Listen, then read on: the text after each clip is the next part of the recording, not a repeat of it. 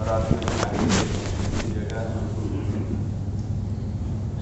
باہر والوں کو اندر جگہ مل جاتی ہے۔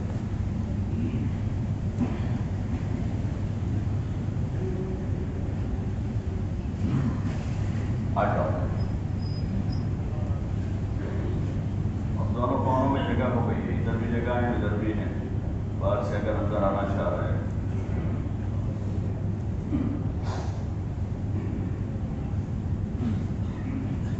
محترم دوست اور بزرگوں، اللہ جل جلالہ محمد والوں کا بے انتہا فضل اور اس کا بڑا کرم ہے۔ اللہ پاک نے ہمیں ایمان جیسے عظیم شان نعمت عطا فرمائی کہ ہمارے پاس دنیا اور آخرت دونوں جہان کا سب سے قیمتی سرمایہ ہے۔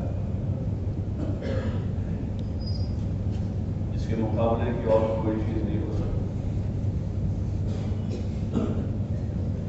اس لیے کہ کامیابی کا دار و مدار ایمان پر ہے۔ مومن ہی کامیاب ہوگا۔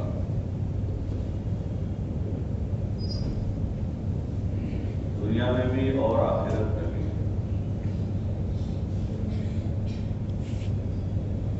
انبیاء علیہ السلام کے پاس بھی سب سے بڑا سرمایہ یہی تھا، اور انبیاء علیہ السلام کی پہلی دعوت بھی اسی کی ہوتی تھی، قولوا لا الہ الا اللہ، کہ لا الہ الا اللہ کہہ دو۔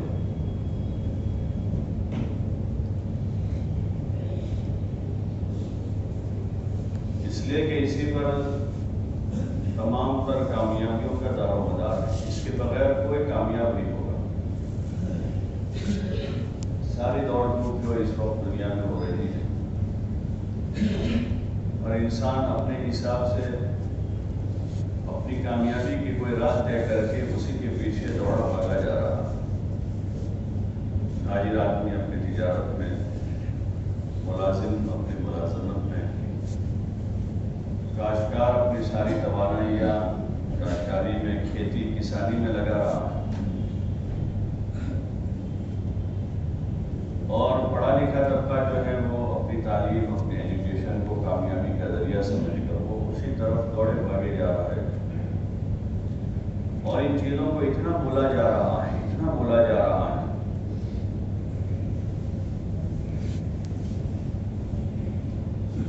کہ ہر آدمی یہی سمجھ رہا ہے کہ یہی کامیابی کے ذرائع ہیں، حالانکہ یہ تو گزارے کی چیزیں ہیں، کامیابی کا ذریعہ نہیں ہے۔ انسان کی کامیابی اور ناکامی، انسان کی کامیابی اور ناکامی کن چیزوں میں ہے،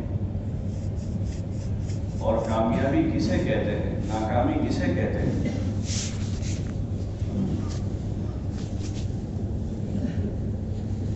ایک تو انسانوں کا بنایا ہوا معیار ہے جس کو لوگ کامیابی ناکامی سے تعبیر کرتے ہیں، اور ایک معیار اللہ کا بنایا ہوا ہے جو حقیقی اور اصلی معیار ہے کہ کامیاب کون لوگ ہیں، ناکام کون لوگ ہیں۔ من زحزح عن النار وادخل الجنة فقد فاز، یہ جو جہنم سے بچا لیا گیا اور جنت میں داخل کر دیا گیا وہ کامیاب ہے۔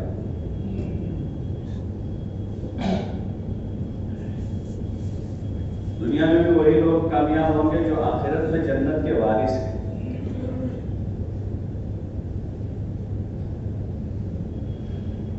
دنیا میں بھی کامیاب وہی لوگ ہوں گے جو آخرت میں جنت کے وارث ہیں، ورنہ جو آخرت کی جنت کے وارث نہیں ہیں وہ باوجود پوری دنیا کے مالک ہو جانے کے بعد وہ کامیاب نہیں۔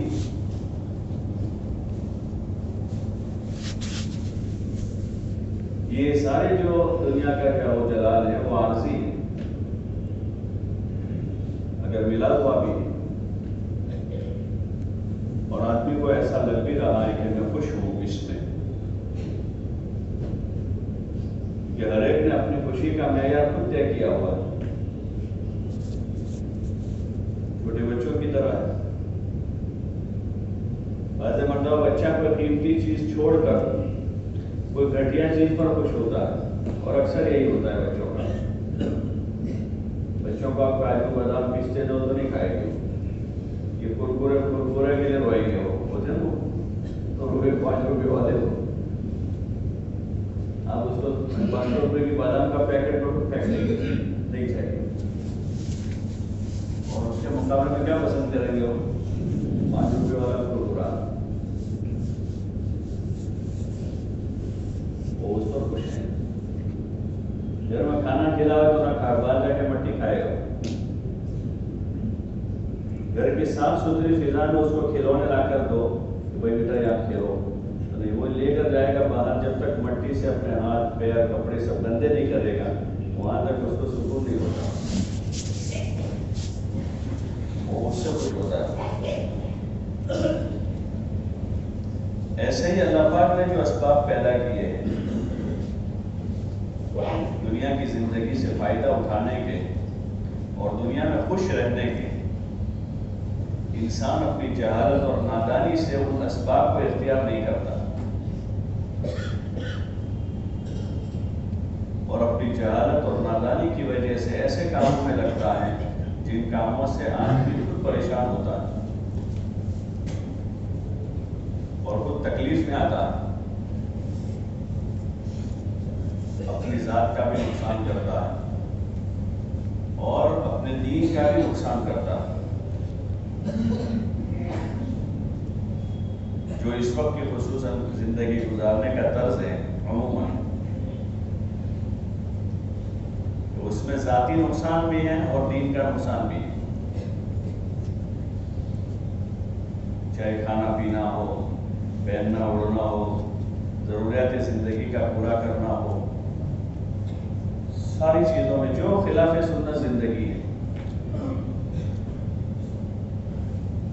اس میں ذاتی نقصان بھی ہے، دین کا نقصان بھی ہے، لیکن ہر آدمی اس کے اوپر خوش ہے، وہ جہالت کی وجہ سے،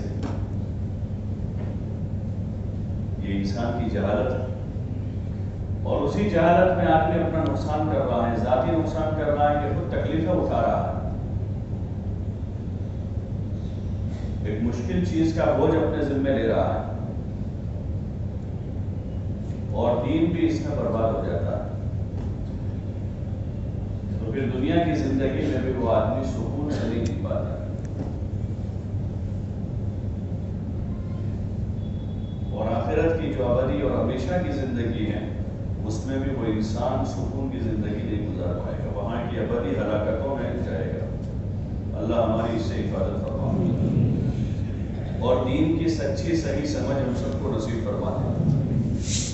اصل چیز سمجھ میں سمجھ کا پیر ہے لوگوں کا، سمجھ اس کی سمجھ ایسے کام کرتی ہے، اس کی ویسے کام کرتی ہے، جو سمجھا ہے اسی پر ساری توانائیاں لگا دیتا ہے، کسی کو زمین سمجھ میں آئی تو زمین پر لگا رہا، کسی کو دکان سمجھ میں آئی تو دکان پر ساری طاقت صرف کر دیتا ہے، کسی کو کھیل کود سمجھ میں آئے تو کھیل کود پر طاقت صرف کر دیتا ہے، کسی کو دوست احباب سمجھ میں آئے کہ دوستوں کی محفلیں مجلسیں گھومنا پھرنا، کبھی یہاں جا رہے ہیں کبھی وہاں جا رہے ہیں، تو اپنی ساری توانائیاں اپنا مال وہ اسی پر لگا دیتے ہیں۔ جن لوگوں کو دین سمجھ میں آتا ہے، دین جو اصل چیز ہے، اوریجنل چیز ہے، جس کا نفع دنیا آخرت دونوں جہان میں ہے، تو وہ پھر اپنی توانائیوں کو، اپنی طاقت کو، اپنی جان کو، اپنے مال کو، اپنے جذبات کو، اپنی صلاحیتوں کو دین پر لگاتے ہیں، اور وہ جتنا لگاتے جاتے ہیں اتنی سمجھ ان کو مزید ملتی جاتی ہے، جیسے حضرت صحابہ اکرام رضوان اللہ تعالیٰ علیہ اجمعین نے حضور صلی اللہ علیہ وسلم کے ہاتھ میں ہاتھ دیا، کلمہ پڑھا، ایمان قبول کیا، پھر دھیرے دھیرے دین کو سمجھنے کی کوشش کی تو دین سمجھتے گئے، سیکھتے گئے، سمجھتے گئے، اور دین ان کو سمجھ میں آ گیا، تو پھر انہوں نے اپنی ساری توانائیاں اس پر لگا دی، اب کوئی مقصد نہیں ہے دوسرا ان کا، بادشاہت ملی تو بادشاہت کو بھی ٹھوکر مارتی دین کے خاطر. کوئی عہدہ ملا ہے تو عہدے کو بھی رد کر دیا کہ نہیں چاہیے. مال آیا تو مال کو پھر اللہ کی مرضی پر لگایا. مال آیا ان کے پاس اور حلال مال آیا, 1 نمبر کا حلال مال, غنیمت کا پہلے نمبر کا حلال مال ہے وہ ان کے پاس آیا تو مال میں مشغول نہیں ہو گئے, بلکہ اس مال کو اللہ کی مرضی پر خرچ کیا. سمجھے تھے وہ دین کو کہ دین کے کیا تقاضے ہیں, دین میں جان کا کیا تقاضا ہے, مال کا کیا تقاضا ہے, جذبات کا کیا تقاضا ہے, دیگر جو اللہ کی طرف سے ملی ہوئی صلاحیتیں ہیں ان صلاحیتوں میں کیا تقاضے ہیں.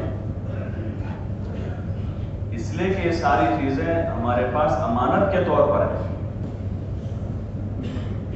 ہمارا ذاتی نہیں.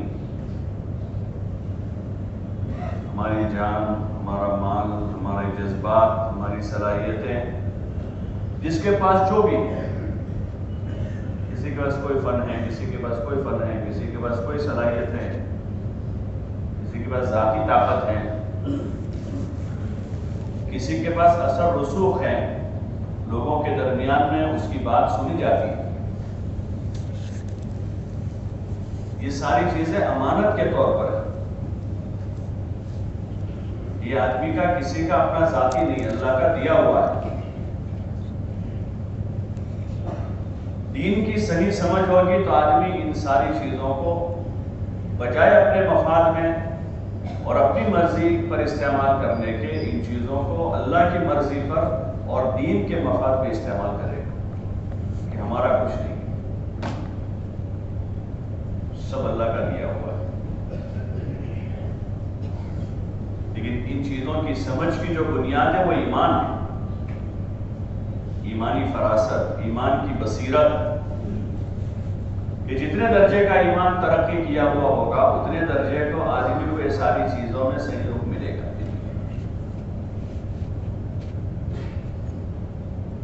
اس لیے تبلیغ کے اس کام میں ہر ایک سے کہا جا رہا ہے کہ اپنا ایمان بنا لے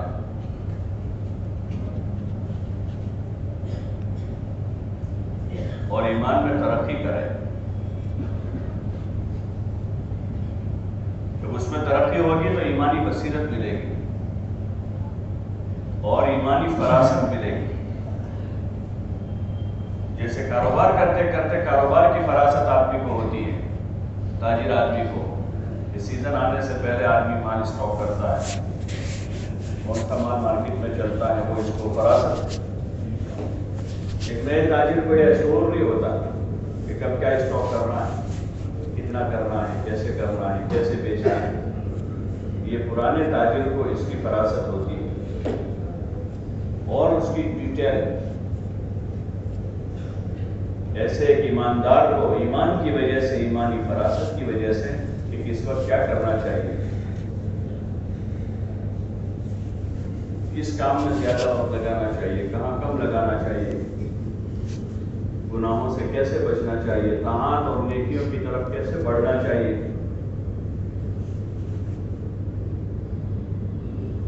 اور زمانے کے فطروں میں کیسے آدمی کو اپنے آپ کو محفوظ کرنا چاہیے. یہ ایمانی فراست میں اللہ کی طرف سے ملتی ہے, جیسے حضرات صحابہ اکرام کو ملی, اور ہر زمانے میں اللہ نے اپنے ایمان والے بندوں کو دی. جتنا ایمان بڑھتا ہے اس کے بقدر وہ چیز بڑھتی ہے. پھر آدمی کو کھرے کھوٹے کی تمیز آتی ہے, صحیح اور غلط کی تمیز آتی ہے, حرام اور حلال کی تمیز آتی ہے, اور افضل اور مفضول کی تمیز آتی ہے کہ کون سی چیز کس وقت زیادہ مناسب ہے اور کون سی چیز کم مناسب ہے. ساری چیزوں کی تمیز آدمی میں پیدا ہوتی ہے, لیکن اس کی اصل جو بنیاد ہے وہ ایمان ہے.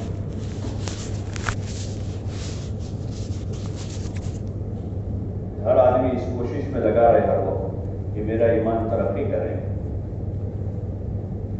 اللہ سے میرا رابطہ اور تعلق اچھا ہو جائے. اور جو ایمان کے 70 یا 77 شعبے فقہا نے بتائے، سب سے پہلے لا الہ الا اللہ محمد رسول اللہ کا اقرار کر کے ہم داخل ہوئے ہیں. یہ ابتدا اور شروعات ہے. پھر دھیرے دھیرے آدمی اس میں ترقی کرتا جا رہا. ایک بچہ مارواڑی میں کھیتی میں داخل ہوا ہے، اب وہ 1 سال 2 سال 3 سال 4 سال 10 سال 12 سال 15 سال محنت کرتا ہے، تب جا کے وہ کوئی ڈگری لیتا ہے. اور پھر وہ کسی قابل بنتا ہے. ایسے کلمہ پڑھ کے ہم داخل ہوئے، پھر اس کلمے کے ساتھ اب اس کلمے پر محنت کر کے آدمی اپنا اللہ سے تعلق بنانے، عبادت کا ذوق پیدا کرے اور علم کی طلب پیدا کرے اپنے اندر، اپنے اخلاق کو سنوارے، جو ایک کام ہے مستقل ہر انسان کے ذمہ. جس ماحول میں پلے بڑھے وہی بولی آدمی نہیں بولے گا کہ اب ایمان والا ہے، اب ایمانی بول بولے گا. ایمان کی سوچ سے آدمی سوچے گا. ایک ایمان والے کے کان ہے، ان کانوں سے سنے گا کیا سننا ہے، کیا نہیں سننا ہے، کیا دیکھنا ہے، کیا نہیں دیکھنا ہے، کیا پکڑنا ہے، کیا نہیں پکڑنا ہے، کہاں بیٹھنا ہے، کہاں نہیں بیٹھنا ہے. یہ ساری چیزوں کی تمیز آدمی کو بڑھتی جاتی ہے. فقدر ایمان بڑھے گی. اور جتنا ایمان اندر کمزور ہوگا، جتنا ایمان اندر کمزور ہوگا، اس ضعف کے بقدر آدمی کی ان ساری چیزوں میں کمزوری نظر آئے گی. یقین میں کمزوری ہوگی، عبادت میں ضعف ہوگا، جہالت کے ساتھ جینے پر آدمی راضی ہوگا، اپنی بد اخلاقی اور اپنے غلط زندگی پر آدمی جو ہے بہانے بناتا رہے گا، اعتراف نہیں کرے گا، تعمیل کرتا رہے گا، اور آدمی اسی بد اخلاقی کے ساتھ زندگی گزارے گا. بلکہ دن بدن بد اخلاقی میں جتنا زور اور طاقت اس کے پاس ہوگا، اتنی اپنی بد اخلاقی میں وہ بڑھتا جائے گا. کسی کے پاس ذاتی زور ہوتا ہے، طاقت ہوتی ہے جسم میں، اور کسی کے جسم میں طاقت نہیں ہوتی لیکن مال کا زور ہوتا ہے، تو اپنے مال کے بلبوتے پر وہ بد اخلاقی کرتا ہے، گالی دیتا ہے، دھمکی دیتا ہے، کسی کو پریشان کرتا ہے، چھپتا نہیں ہے، دبتا نہیں ہے کہ پیسے ہیں اس کے پاس. کسی کے پاس اکثریت کا زور ہوتا ہے کہ خاندان بڑا ہے، حمایتی بہت ہیں، سرکل بہت بڑا ہے، تو پھر آدمی اپنی اصلاح نہیں کرتا. یہ چیزیں موانع ہو جاتے ہیں، مال، طاقت، اکثریت. اور اس کی اصل اساس جو ہے وہ ذوق ایمان ہے. حضرت مولانا الیاس صاحب رحمۃ اللہ علیہ نے اس رخ کی طرف متوجہ کیا امت کو. عبادات و اخلاص اور اعمال کی جو کمزوری ہے، اس کی اصل وجہ وہ ایمان کی کمزوری کی وجہ سے، اس لیے کہ ساری چیزیں جو ہیں وہاں سے پھوٹتی ہیں.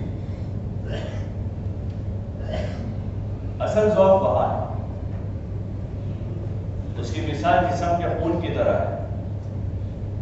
جسم میں دوڑتا ہوا خون اگر اچھا ہے، خون جو ہے وہ بیماریوں سے پاک ہے، یہ شوگر نہیں ہے، کولیسٹرول نہیں ہے خون میں، اور دیگر قسم کی بیماریاں سے یہ خون پاک ہے، تو پورا جسم تندرست رہے گا.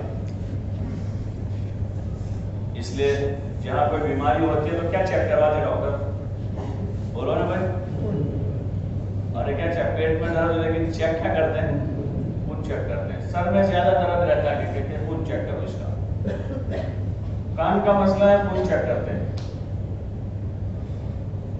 یہ مسئلہ کان میں ہے تو خون چیک کر رہا ہے کہ وہاں سے وہ سپلائی ہوتی ہے بیماری. خون میں خرابی. ایسے ہماری اصل اساس ایمان ہے. جب ایمان بنے گا تو عبادت کا ذوق آئے گا. یہ اس کا لازمی جز ہے کہ پکا مومن ہے وہ دوڑ بھاگ نہیں کرے گا نماز میں. وہ یکسو ہوگا، عبادت میں مزہ آئے گا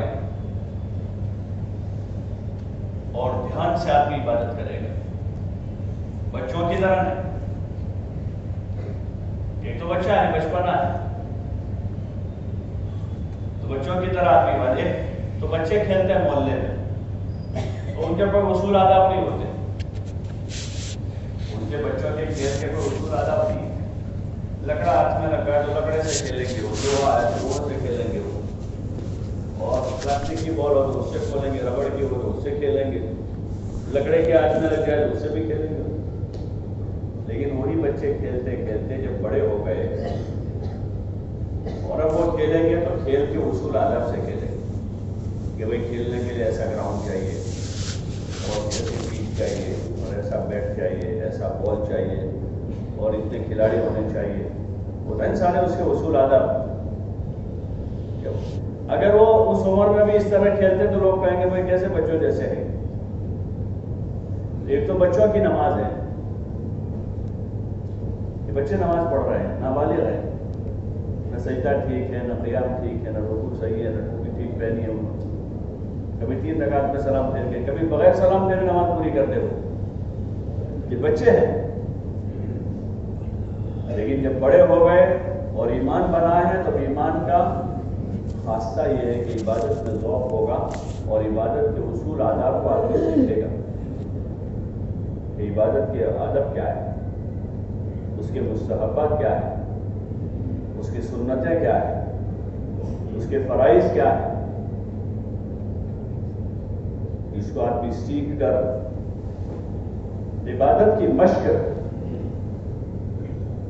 ہمارے دین کی ہر چیز عملی. ایک تو عقیدہ ہے، عقائد ہے، وہ دل سے متعلق چیزیں ہیں جس کو دل سے تسلیم کرنا ہے. باقی ہماری عبادات اور ہمارے معاملات اور ہماری معاشرت اور اخلاقیات کی ساری چیزیں عملی، خالی یقین کرنے کی نہیں، خالی مان لینے کی نہیں. ایک آدمی کہے کہ میں مانتا ہوں کہ 5 وقت کی نماز فرض ہے تو یہ کافی نہیں ہوگا اس کے. ایک آدمی کہے کہ میں مانتا ہوں کہ رمضان کے روزے فرض ہیں تو اتنا کافی نہیں ہوگا. عملی ہے روزہ. پھر روزے کا طریقہ ہے، روزے کا طریقہ ہے طلوع صبح صادق سے لے کر غروب آفتاب تک بھوکا پیاسا رہنا اور جو کچھ اس میں پرہیز کی جو چیزیں اس سے بچتے رہنا. پھر اس روزے کو جاندار بنانا اپنے اعمال سے، اس روزے میں طاقت پیدا کرنا، اس کو خوبصورت سے خوبصورت بنانا. جیسے کچا مکان بنایا، اینٹوں سے دیواریں تعمیر کر دی ہیں، کھڑا ہو گیا وہ مکان، لیکن اب اس بنے ہوئے مکان پر پلاسٹر ہوتا ہے، پھر اس پر کلر ہوتا ہے، پھر اس پر فرنیچر لگتا ہے، اس میں نیچے فرش بچھایا جاتا ہے، اس میں بجلی کے پنکھے جلائے جاتے ہیں، اس میں ہوا کے لیے پنکھے کا اے سی کا انتظام کیا جاتا ہے. سب جگہ مکمل ہوتا ہے اور ساری عملی چیزیں. ایسے دین ہمارا عملی ہے. جتنے سمجھ ملتی جائے گی آدمی کو، اس سمجھ کے بقدر پھر آدمی اپنے دین میں ترقی کرے گا اور روزانہ ترقی کرتا جائے گا. روزانہ ہر اگلی نماز پچھلی نماز کے مقابلے میں بہتر ہوگی، ہر اگلا عمل پچھلے عمل کے مقابلے میں اچھا ہوگا. روٹین کا نہیں ہوگا. تبلیغ کے اس کام سے ایک جو بڑا مقصد ہے کہ ہر مسلمان رائے خدا میں نکل کر اپنے دین کی سمجھ حاصل کرے اور رواجی اور روٹین کی زندگی سے اپنے آپ کو دور کرے. روٹین کی نماز نہیں، روٹین کا روزہ نہیں، صبح سے شام تک بھوکے رہ لیے. اب وہ بھوکے رہنے کے ساتھ آدمی غیبت بھی کر رہا ہے، گناہ بھی کر رہا ہے، بدنظری بھی کر رہا ہے، لایانی بھی کر رہا ہے، بکواس بھی کر رہا ہے، گالیاں بھی دے رہا ہے. سارے کام اس کے ساتھ ہو رہے. یہ روٹین کا ہے. اور گزشتہ رمضان میں بھی ایسا تھا، اس میں رمضان بھی ایسا ہے.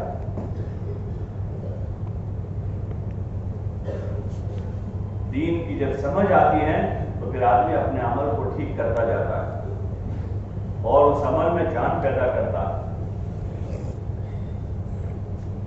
عمل کو اس کی حقیقت کے ساتھ جیسا حضور صلی اللہ علیہ وسلم نے بتایا ہے، اس کے ظاہر کو ٹھیک کرنا یہ بندے کے ذمے ہے، یہ ذمہ داری میں سے جب بندہ اس کے ظاہر کو ٹھیک کرتا ہے تو دھیرے دھیرے دھیرے دھیرے اللہ تعالیٰ اس کی روحانی طاقت سے اس بندے کو مالا مال کر دیتا ہے۔ اور روزے کا خاصہ تقویٰ ہے، روزے کا خاصہ ہے تقویٰ۔ یا ایھا الذین آمنوا کتب علیکم الصیام کما کتب علی الذین من قبلکم لعلکم تتقون۔ او ایمان والو، تم پر روزے فرض کر دیے گئے جیسے تم سے اگلے لوگوں پر روزے فرض کیے گئے، کما کتب علی الذین من قبلکم لعلکم تتقون۔ یہ خاصہ بتایا روزے کا تاکہ تمہارے اندر تقویٰ پیدا ہو جائے۔ بہت بڑی چیز ہے تقویٰ، بڑی چیز ہے، معمولی چیز نہیں ہے۔ ہدایت تقوی والوں کے لیے، ہدایت کس کے لیے ہے؟ بولو نا بیٹا، آپ لوگ کیا کریں، سو رہے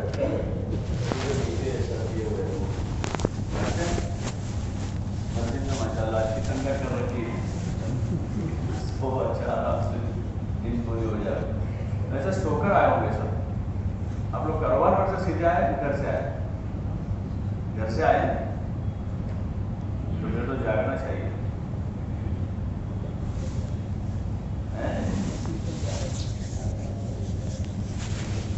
ہدایت کا وعدہ تقوی والوں کے لیے، ذالک الکتاب لا ریب فیہ ھدی للمتقین۔ یہ تقوی کے ساتھ ہدایت ہے، اور روزے کا خاصہ تقویٰ ہے، اور یہ روزے میں جان پیدا ہوگی ایمان سے۔ جتنی ایمان میں قوت ہوگی اتنی روزے میں جان پڑے گی۔ اس لیے اپنے ایمان کے بارے میں غافل نہیں رہنا چاہیے۔ مولانا یوسف صاحب رحمۃ اللہ علیہ فرماتے ہیں ایمان والا اپنے ایمان کے دھوکے میں، ایمان والا جیسے بہت سے لوگ صحت کے دھوکے میں ہوتے ہیں، صحت ہوتی ہے ان کے پاس، وہ سمجھتے ہیں کہ تندرست ہوتے نہیں ہیں۔ بہت سے لوگ مال کے دھوکے میں ہوتے ہیں کہ بہت بڑا پھیلا ہوا کاروبار ہے ان کا، یہاں پراپرٹی ہے، وہاں اتنی پراپرٹی، وہاں اتنی پراپرٹی ہے، وہ دھوکے میں ہوتے ہیں۔ لیکن جب حساب نکلتا ہے تو جتنی پراپرٹی ہے اس سے 10 گنا زیادہ قرضہ ہے۔ یہ سارا ان کے نام پر بول رہا ہے، آفیشیل دستاویز ان کے نام پر ہے سب، اور قرضے کا کوئی دستاویز نہیں ہے لیکن قرضہ ہے۔ ارے ہوتا ہے نا ایسا، یہ سارا گھر کا دستاویز ہے، دکان کا ہے، فلیٹ کا ہے، سارے دستاویز اپنے پاس، اور 1 روپے کا قرضے کا دستاویز نہیں ہوتا، لیکن لینے والے ہوتے ہیں، کوئی ہمارے 10 لاکھ ہے، ہمارے 30 لاکھ نکلتے ہیں، ہمارا 1 کروڑ روپے ان کے پاس نکلتا ہے۔ تو یہ آدمی اپنے مال پراپرٹی کے دھوکے میں ہوتا ہے۔ ایسے ایمان کا بھی دھوکا ہوتا ہے، ایمان کا دھوکا۔ آدمی سمجھ رہا ہے کہ میں ایمان والا ہوں، لیکن ایمان کے ساتھ اس ایمان کی جو تاثیر ہے اور ایمان کی جو علامتیں ہیں، ایمانی جو اعمال ہے وہ زندگی میں نہیں ہے۔ ایمان کے ساتھ نماز ہے، تاکہ پکا نماز ہے جو مومن کی شان ہے۔ قد افلح المؤمنون الذین هم فی صلاتهم خاشعون۔ کہ کامیاب ہو گئے وہ ایمان والے جو اپنی نمازوں میں خشوع کرنے والے ہیں، اطمینان سے خشوع سے نماز پڑھنے والے ہیں۔ والذین هم عن اللغو معرضون، کہ وہ ایمان کی علامت بتائے کہ لغویات سے وہ اعراض کرتے ہیں، لغویات سے، ہر قسم کی لغو باتوں سے، لغو کاموں سے، لغویات کی محفلوں سے۔ اگر ایمان اپنی حقیقت کے ساتھ اندر آتا ہے تو پھر آدمی کو ان ساری چیزوں میں طبیعت نہیں چلتی۔ اگر نماز کے ساتھ، روزے کے ساتھ لغویات میں بھی طبیعت چل رہی ہے، باہر کی لایانی میں، لغویات میں، لغو باتوں میں، تیری میری میں، تو ہمارا وہاں اوپر کچھ ضعف ہے۔ یہ تھرمومیٹر ہے، ایک طرف تو آدمی یہاں نماز پڑھ کے نکلتا ہے، باہر جا کر لایا نہیں کرتا ہے، لغو کاموں میں اور لغو باتوں میں جی لگاتا ہے، تنہائی میں ہے تو موبائل میں لغویات میں لگا ہوا ہے، وہاں کیا ہو رہا ہے، یہاں کیا ہو رہا ہے، اس کی کیا خبر ہے، اس کی کیا خبر ہے۔ ایک تو ہے کہ ضروری معلومات جو ایک سماج ایک معاشرے کی کچھ ضروری معلومات ہوتی ہے، سماج اور معاشرے کی دنیاوی لائن کی، تاجر آدمی ہے جیسے اس کے تجارت کے لائن کی معلومات، کاشتکار آدمی ہے تو کاشتکاری کی معلومات ہے، ملازم آدمی کی ملازمت سے متعلق اس کی ضروری علم ہے۔ ایک سماج میں ایک معاشرے میں انسان رہتا ہے تو اس سماج اور معاشرے کے لائن کی ضروری معلومات ہے وہ اپنی جگہ پر ہے، لیکن آدمی گھنٹوں پر اس میں لایا نہیں کرتا رہتا ہے، نہ اس کا ذاتی کوئی فائدہ ہے نہ اس میں لگنے سے کسی اور کا کوئی فائدہ ہے، تو یہ مومن کی شان کے خلاف ہے۔ اتنا وقت ایمان والا کسی اچھے کام میں لگائے گا، اللہ کی عبادت میں، اطاعت میں، دین کی دعوت میں یا مخلوق خدا کی خدمت میں،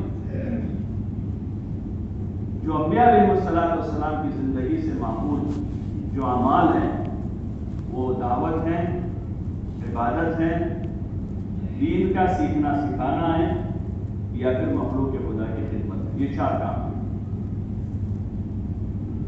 آدمی وہاں کوشش کرے گا، لایانی میں اپنا وقت ضائع نہیں کرے گا، اور پھر لایانی سے اوپر جتنا شوق اندر ایمان کا ہوگا اتنا آدمی گناہوں کی طرف جائے گا، مکروہات کی طرف، مکروہ کاموں کی طرف، اور پھر مکروہ سے حرام پر جائے گا۔ آدمی غیبت کرے گا، چغلی کرے گا، بہتان باندھے گا، کسی پر الزام لگائے گا، کسی کا ٹھٹھا کرے گا آدمی، اور اس کو آدمی اپنا کمال اور فن سمجھتا ہے، چلتے پھرتے لوگوں کا مذاق کرتا رہتا ہے، ٹھٹھا کرتا ہے، اور اس کو آدمی کمال سمجھتا ہے، حالانکہ کبیرہ گناہ ہے، یہ بڑا گناہ ہے، جائز نہیں۔ لا یسخر قوم من قوم، قرآن نے منع کیا، کوئی کسی کا ٹھٹھا نہ کرے، اس کی اجازت نہیں ہے، غیبت کرنے کی اجازت نہیں ہے۔ مسلمان کی عزت بہت قیمتی ہے، جیسے اس کا مال قیمتی ہے، مال چوری کرنا منع ہے، ایسے اس کی عزت پر ڈاکہ ڈالنا منع ہے، کہ غیبت میں عزت جاتی ہے، اس کسی کی پیٹھ پیچھے برائی ہو رہی ہے، یہ مومن کی شان کے خلاف ہے کہ وہ ایسا کام کرے،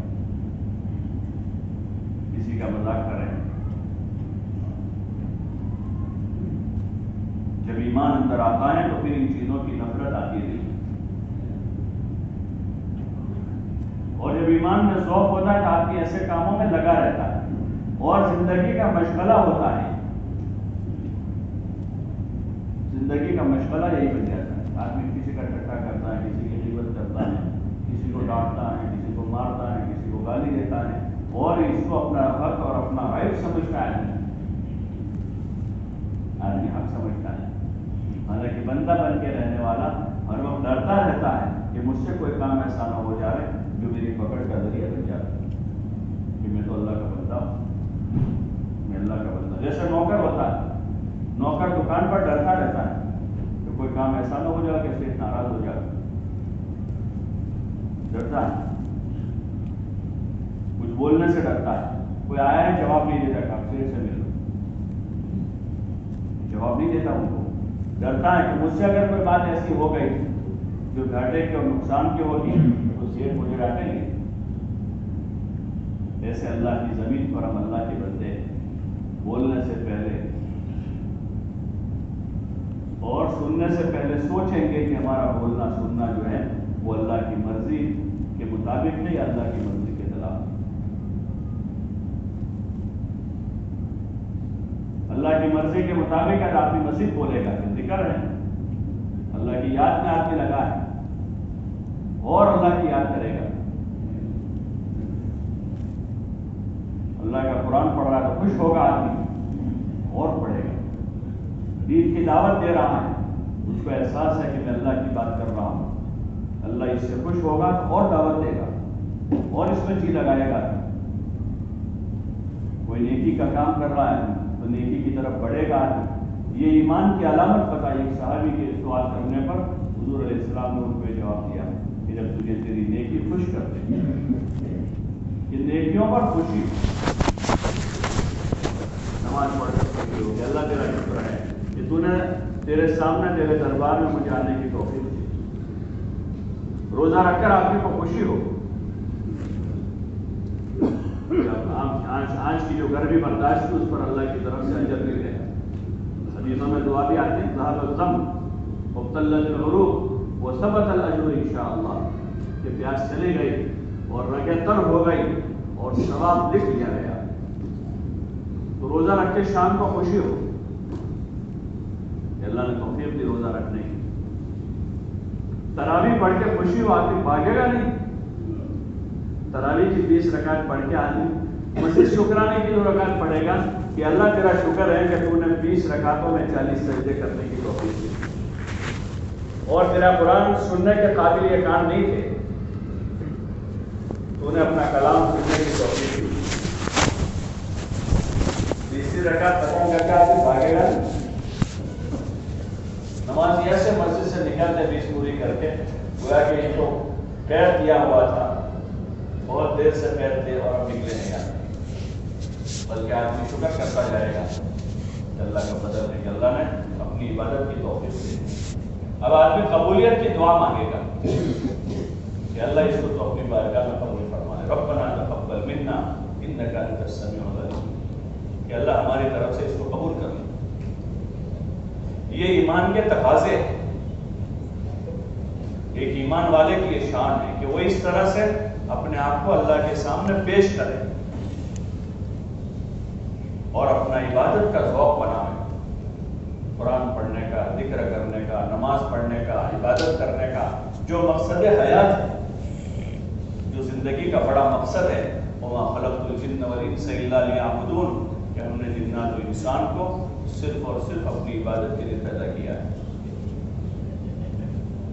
تو اب ہماری نماز کل کے مقابلے میں آج بہتر ہوگی، ہماری تلاوت کل کے مقابلے میں آج بہتر ہوگی، ہمارا ذکر کل کے مقابلے میں آج بہتر ہوگا، ہمارا خرچ کرنا کل کے مقابلے میں آج بہتر ہوگا، ہمارا کمانا کل کے مقابلے میں آج بہتر ہوگا. ہمارا خرچ کرنا بھی کل کے مقابلے میں آج بہتر ہوگا کہ کل اسراف اور فضول خرچی میں مال گیا تھا، آج بجائے اسراف اور فضول خرچی کے راہ خدا مال خرچ.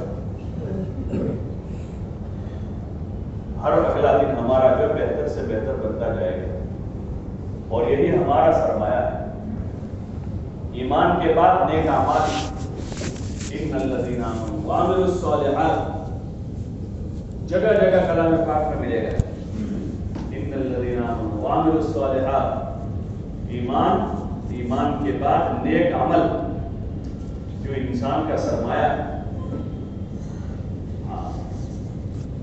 جو آدمی کے لیے کارآمد ہے. دنیا میں بھی نیک عملوں کا آدمی کو صلہ دنیا میں بھی ملتا ہے. آدمی نیکی کا صلہ اور اس کی برکتیں دنیا میں ظاہر ہوتی ہیں اور آخرت کو اس کا بدلہ ملے گا. اور برے کاموں کا وبال دنیا میں بھی ظاہر ہوتا ہے. جب آدمی برائیاں کرتا ہے، گناہ کرتا ہے، گناہ جیسے نیکی کے صلے میں دنیا میں عزت، کہ کسی بھی قسم کی آدمی نیکی کرے گا اس نیکی کے بدلے میں لوگوں کی طرف سے اس کو عزت ملے گی. اور گناہوں کے صلے میں ذلت دنیا. آدمی کسی بھی طرح کا گناہ کرتا ہے تو اس کے بدلے میں ذلیل ہوتا ہے، جھوٹ بولتا ہے، جھوٹ بول کر عزت پاتا ہے.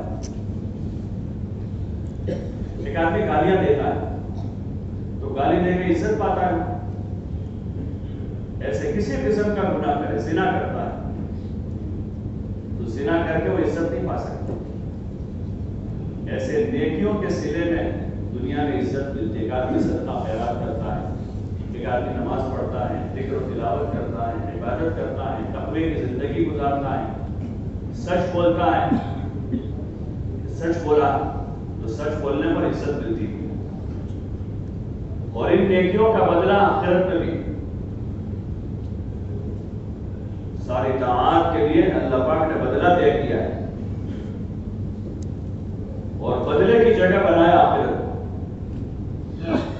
وہاں بدلہ دیا جائے گا سب کو، چھوٹے کام کا بھی بدلہ ملے گا۔ ذرہ برابر بھی کسی نے نیک کام کیا ہے، من یعمل مثقال ذرۃ خیرا یرہ، ذرہ برابر، تو ذرہ برابر نیکی کا انسان کو وہاں بدلہ ملے گا۔ آخرت بدلے کی جگہ ہے، جو اصل ہے اسی کے ہمیں لالچ ہو، اسی کے لیے ہم پر امید رہیں گے۔ دنیا جمع کرنے کی لالچ نہیں ہوگی، آخرت میں پونجی اور سرمایہ جمع کرنے کی لالچ ہوگی کہ ہمارا سرمایہ آخرت میں جمع ہو جائے، ہمارا بیلنس وہاں بن جائے گا۔ دنیا دار کی سوچ میں یہاں کا بیلنس ہوتا ہے کہ ہمارے پاس اتنا بیلنس ہے، ہمارے پاس اتنی پراپرٹی ہے، ہمارے پاس اتنی جائیداد ہے، ہمارے پاس اتنی زمین جاگیر ہے، ہمارے پاس اتنے مکان، اتنی دکانیں ہیں، اور مزید وہ بڑھانے کی فکر میں ہیں، وہ دنیا دار ہیں کہ ہدف یہی دنیا بنا ہوا ہے۔ اور ایک مومن جو ہے اس کا ہدف آخرت ہے کہ ہمارے پاس آخرت میں نماز ہے، روزہ ہے، زکوٰۃ ہے، حج ہے، اعمال صالحہ ہیں، قرآن کی تلاوت ہے، اللہ کا ذکر ہے، آپ کی وہاں بھیجتا ہی رہے گا، بھیجتا ہی رہے گا، اور ذرا پناہ نہیں کرے گا، ذرا برابر پناہ نہیں کرے گا کہ وہاں جتنا زیادہ ہوگا وہ زیادہ آدمی کو کام لگے گا کہ آخرت کے لیے آدمی نے جمع کیا ہے۔ ما عندکم ینفد وما عند اللہ باق، کہ جو تمہارے پاس ہے وہ ختم ہو جانے والا ہے، اور جو اللہ کے پاس پہنچایا ہے وہ باقی رہنے والا ہے، وہ کبھی ختم نہیں ہوگا، بلکہ اللہ پاک اپنی قدرت سے اور اپنے فضل سے اس میں اضافہ کرتا رہے گا، کیونکہ وہ فضل والا ہے، وہ دینے والا ہے، اپنے فضل سے بڑھاتا رہے گا، نمازوں کے اجر کو، روزوں کے ثواب کو، اور صدقہ خیرات کے اجر میں وہ اضافہ کرے گا، اور دگنا چگنا کرے گا، اس کو کم نہیں ہوگا، بلکہ بندوں کی طرف سے تھوڑا ہوگا۔ جیسے اللہ پاک نے بعض اوقات میں اور بعض مہینوں میں ایسے فضائل دے دیے اس امت کو کہ تھوڑا عمل کریں گے اس کا بدلہ زیادہ دیا جائے گا۔ رمضان کی راتوں میں ایک رات کا تذکرہ تھا، شب قدر، لیلۃ القدر، ایک رات ہے صرف، لیکن 1000 مہینوں سے افضل ہے وہ رات۔ کتنے مہینوں سے؟ 1000 مہینے، رات ایک ہی ہے، لیکن اجر بڑھا دیا ہے۔ اس رات میں جو عبادت کرے گا اس کو 1000 مہینوں سے زیادہ عبادت کا ثواب ملے گا۔ حالانکہ عبادت تو ایک رات کی ہے، لیکن اس کو اجر اتنا زیادہ دے گا کیونکہ وہ بڑا دینے والا ہے، اس کے خزانے لامحدود ہیں، لامحدود خزانے ہیں۔ دنیا کے کسی طاقت کے ساتھ، کسی حکومت کے ساتھ، کسی انسان کے ساتھ ہم اللہ کا تقابل نہیں کر سکتے، کہ اس کے خزانے لامحدود ہیں، اور اس نے اپنے بندوں کے لیے ایسی نعمتیں تیار کر رکھی ہیں جن کے بارے میں حدیث پاک میں آپ علیہ السلام نے فرمایا ما لا عین رأت، کسی آنکھ نے وہ نعمتیں دیکھی نہیں، یعنی ساری دنیا مل کر چیزیں بناوے تو وہ بنا نہیں سکتے، کسی نے نہیں دیکھا ایسا، ولا اذن سمعت، اور کسی کان نے اس کا تذکرہ سنا نہیں ہے، ولا خطر علی قلب بشر، اور کسی انسان کے دل پر اس کا واہمہ بھی نہیں گزرا۔ ایسی نعمتیں اللہ پاک نے اپنے ایمان والے بندوں کے لیے تیار کر رکھی آخرت میں، وہ نعمتوں کا وارث بنائے گا ایمان والوں۔